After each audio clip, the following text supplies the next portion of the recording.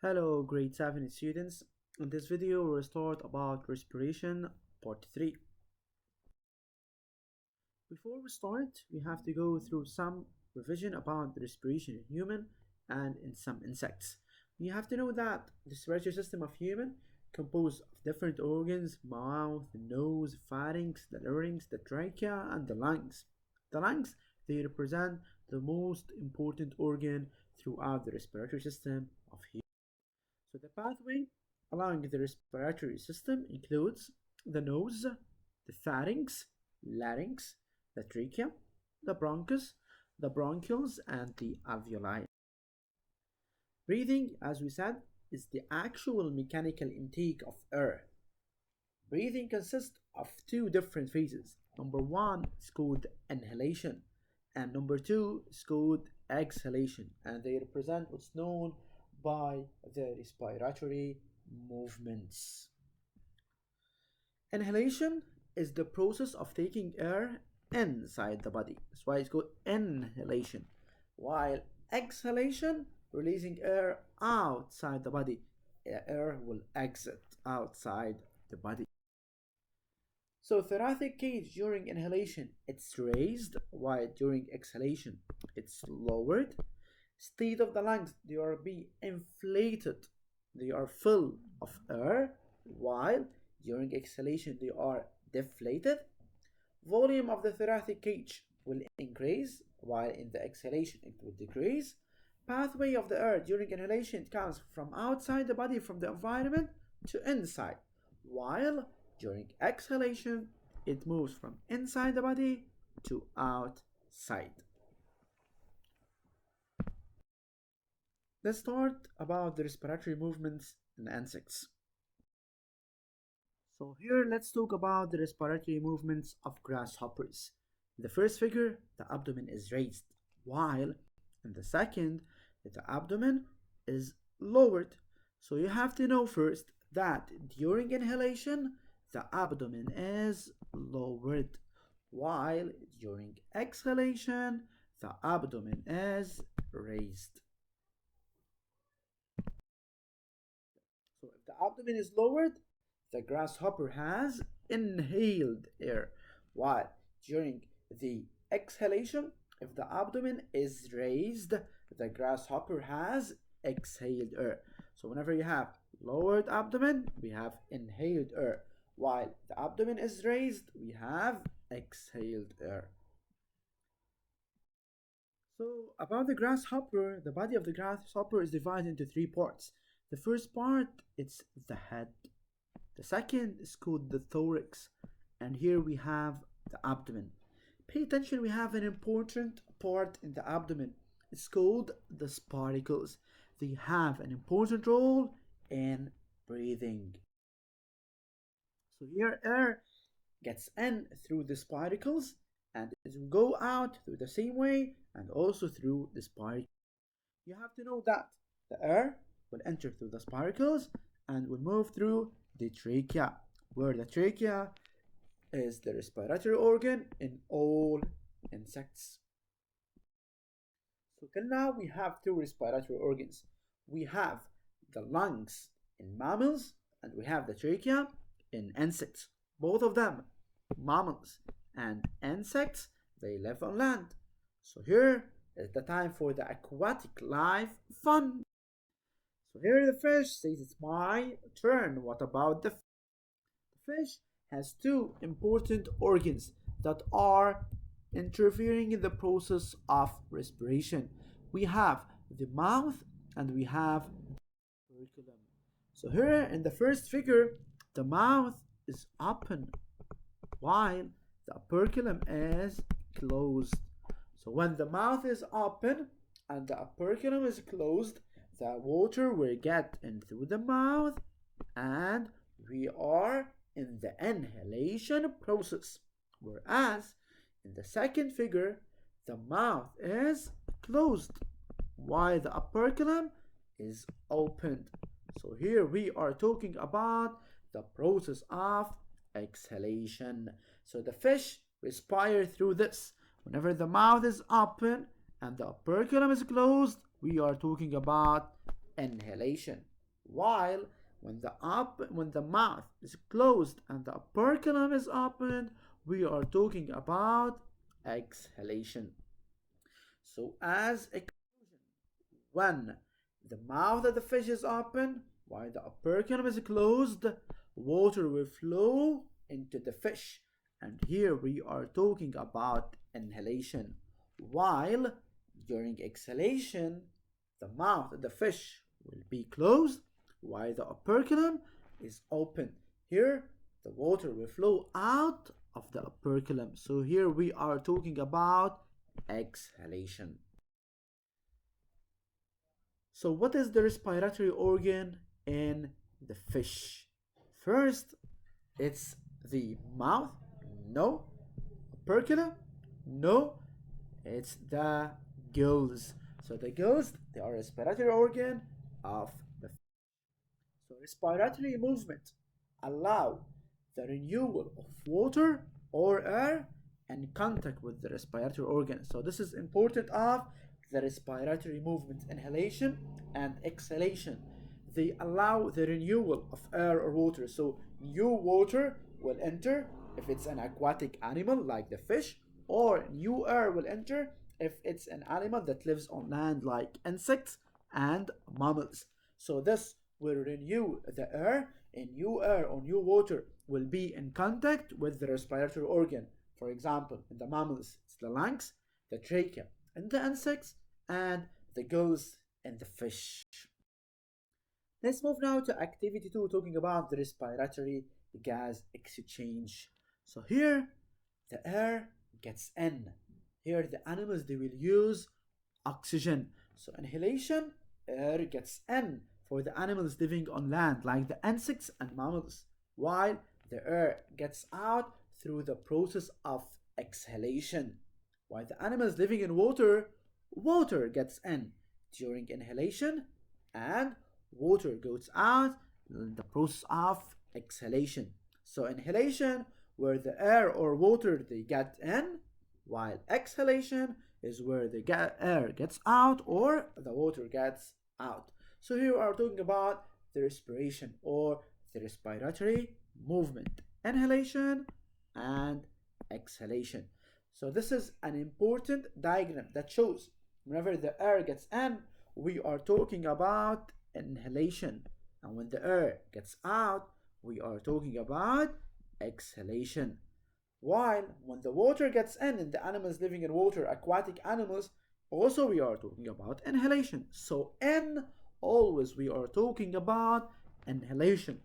Out, it's going about exit. So exhalation.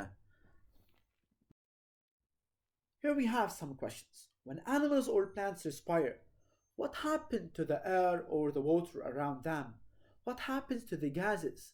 What do they absorb from them? Do they absorb oxygen? Do they consume oxygen? Or do they absorb carbon dioxide? What do they release? Do they release oxygen? Or do they release carbon dioxide? Stop. This is the big question here. What is the gas consumed and what is the gas released? So what is the respiratory gas exchange? Let's answer this question before we move to an important application. What is the respiratory gas exchange? Respiratory gas exchange is the passage of respiratory gases, the gases that are either consumed or released between air or water and the respiratory organs. So this is the definition of the respiratory gas exchange. It's the passage of respiratory gases, not any gases, the respiratory gases.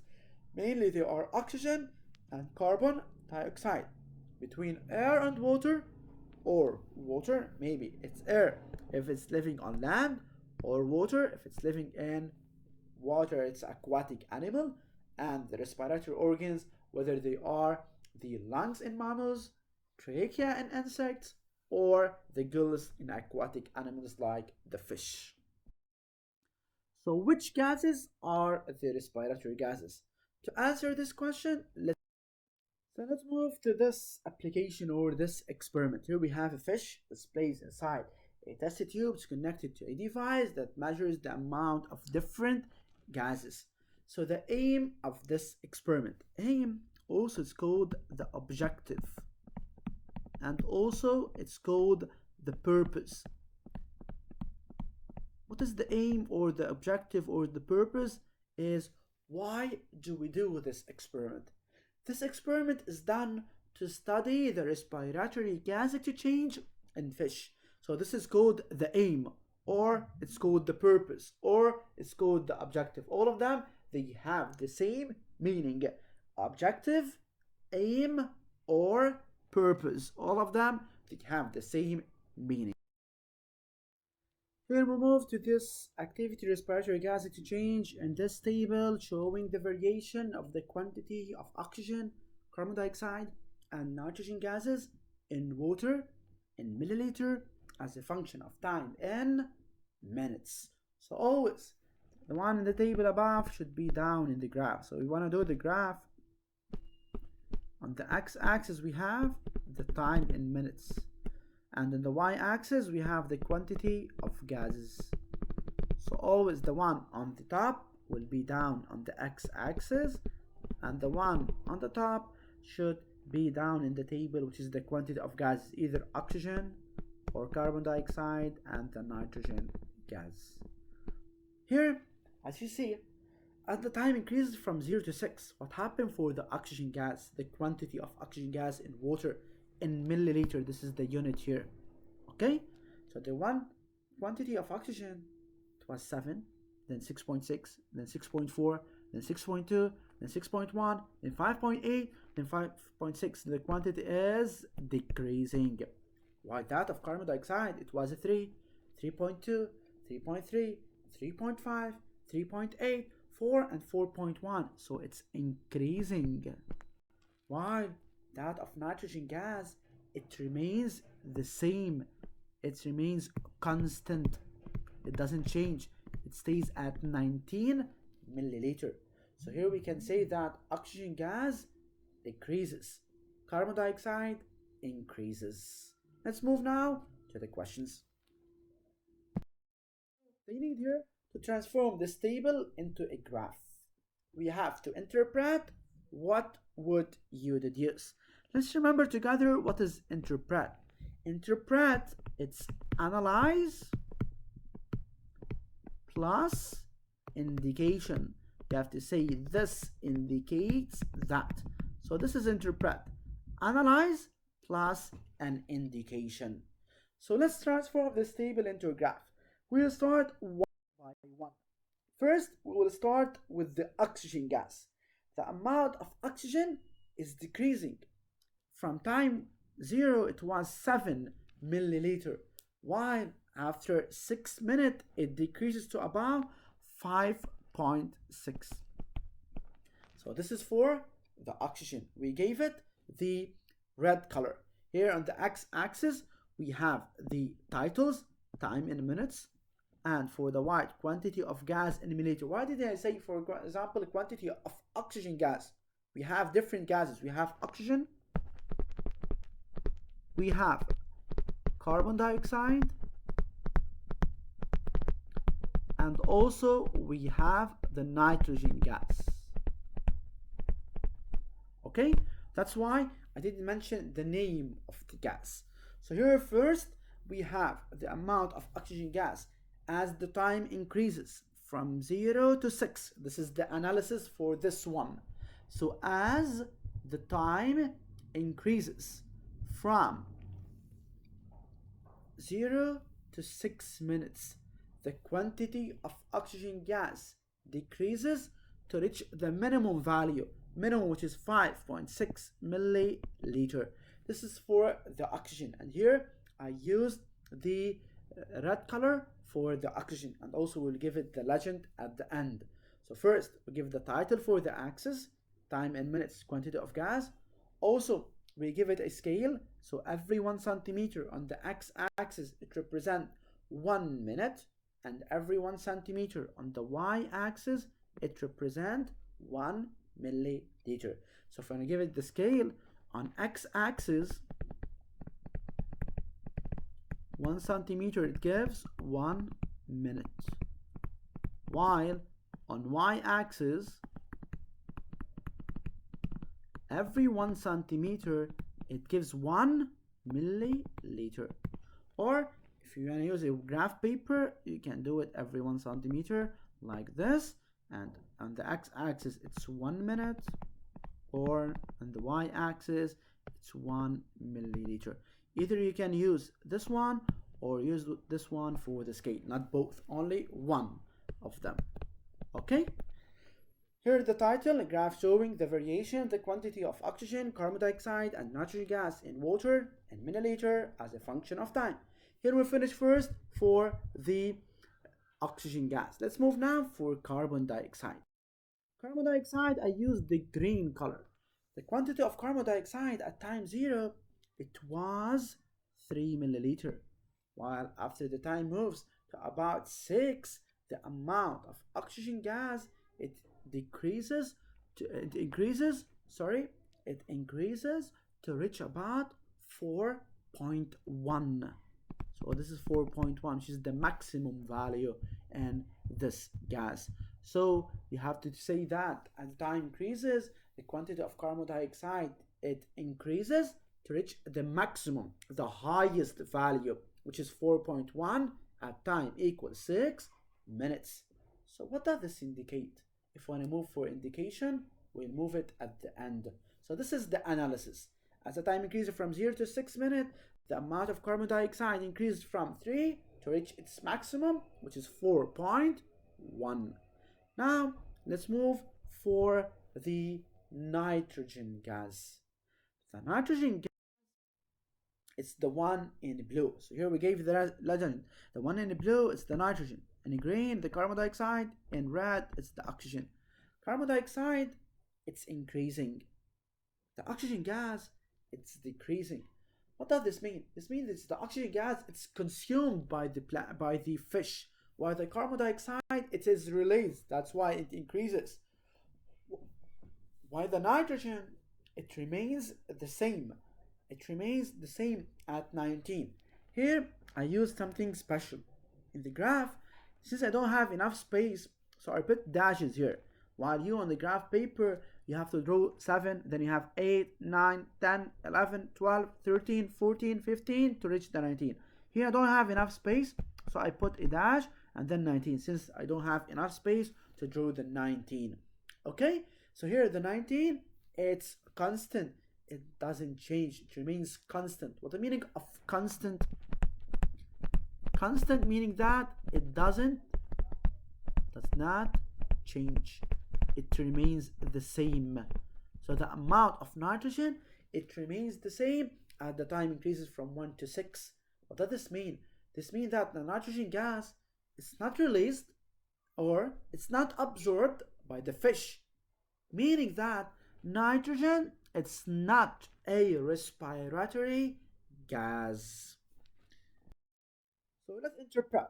At time 0, the quantity of oxygen, carbon dioxide and nitrogen gases in water, they were 7, 3 and 19 milliliter respectively. What does this mean? The first one with the first number, that's the meaning of respectively. So respectively meaning that 1 for the first number, so the amount of oxygen were 7, carbon dioxide, it was 3, nitrogen gas, it's 19 milliliter. This is the meaning of the word respectively, so you can use it from now on. Instead of saying the quantity of oxygen was 7 milliliter and the quantity of carbon dioxide was in water was 7 milliliter and the quantity of nitrogen gas in water was 19 milliliter. So you can use the quantity of oxygen, carbon dioxide and nitrogen gases in water, they were 7, 3 and 19 milliliter respectively. So number 1, oxygen, here for the first number, which is 7. Number 2, carbon dioxide is the second number, which is 3. And number 3, the nitrogen gas, which is the third number, 19.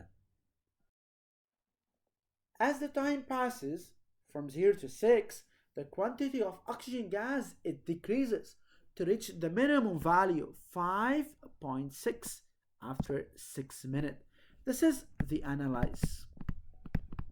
Okay, here we need interpret, so we have to add for the analyze the indication. So here the indication, this one is the indication. So what does this indicate? It's called the indication. This indicates that the amount of oxygen is decreasing, so the fish is consuming oxygen gas. So we can say that the oxygen is a respiratory gas since its amount is decreasing. For the carbon dioxide, as the time passes, the quantity of carbon dioxide it increases to reach the maximum value, which is 4.1 milliliter after 6 minutes. This is also the analyze. So we need more than for the interpret, we need the indication. So what does this indicate? It's the indication. So always interpret it, analyze plus indication. So here this indicates that the fish, while the amount of carbon dioxide is increasing, so the fish will give carbon dioxide. So the fish is releasing carbon dioxide. From now on, please, you have to know the words consume and release. From now on, we don't have to say the fish is taking oxygen or the fish is giving carbon dioxide. You have to say the fish is consuming oxygen and the fish is releasing carbon dioxide. So here we can say that the carbon dioxide is a respiratory gas since its amount is increasing. Moving to the last one. As the time passes from 0 to 6 minutes, the quantity of the nitrogen remains constant. What the meaning of constant? The same at 19 milliliter. This is the analyze. What do we need for interpret? We need the indication. So what does this indicate? This indicates that the fish neither consumes nor absorbs nitrogen. So nitrogen is not considered as a respiratory gas since it's not consumed, neither it is absorbed. So here, what we deduce? We deduce that the fish inhales oxygen, it consumes the oxygen since the amount of oxygen is decreasing. So the fish is inhaling or it's consuming oxygen while it exhales carbon dioxide or it releases carbon dioxide since the amount of carbon dioxide is increasing. So this, you can know that the respiratory gases, they are oxygen, O2, and carbon dioxide, CO2. While nitrogen gas is not a respiratory gas since it's not absorbed, neither it's released. So you can deduce from this that oxygen and carbon dioxide, they are the respiratory gases. Oxygen, it's inhaled by the fish since its amount is decreasing, while the carbon dioxide is released by the fish since the amount of carbon dioxide is increasing. Thank you guys. Bye bye.